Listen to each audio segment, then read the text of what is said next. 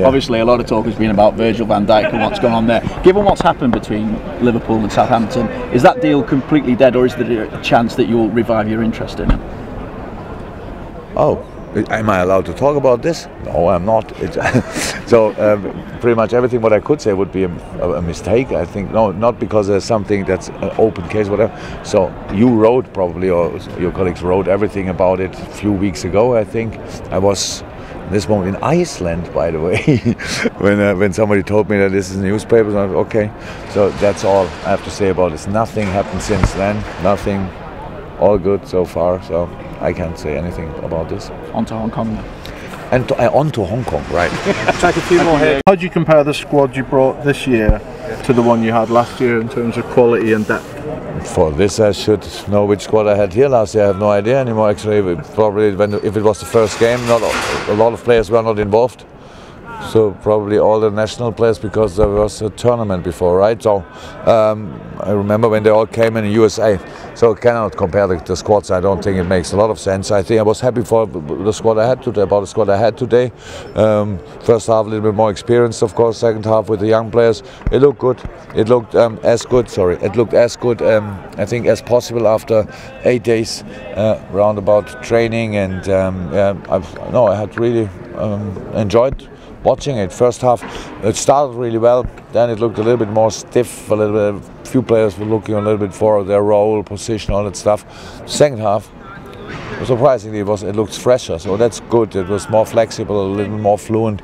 And but both halves were good. We scored the goals. Could have scored more. All good. Can we read into anything in terms of how you played tonight? With very much pre-season at the moment. Did you ever see that a manager in the first game of the preseason was the lineup for the first game of the Premier League? That would be a surprise.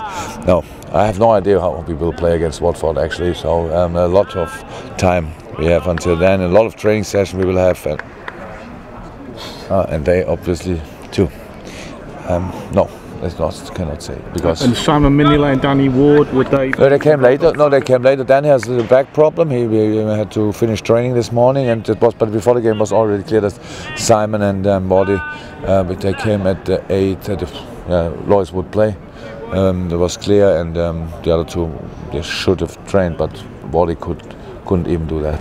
And just on Mamadou Sakho, is he likely to be involved in pre-season? First of all, he needs to get 100% fit, and then we will see. Last couple of questions, guys, and I'm going to take about 2 more. Okay, Carl first. Dominic Solanke played tonight, his first game. Where do you see him fitting in with your offensive? I mean, is he going to be full time with the first team squad, or between the two? He decides that himself. But the plan is so. It's obviously he's a young lad, and that means it's a long-term project. And so I have all time in the world if you want. But if he brings a little bit of rush in, and with his development and everything is good. I saw a few wonderful signs tonight. Of course, everybody watched. I think in England the U20 championship. That was fantastic football. So he's an offensive player, he's a really skilled boy, has to improve, of course, but a lot of things are already really good.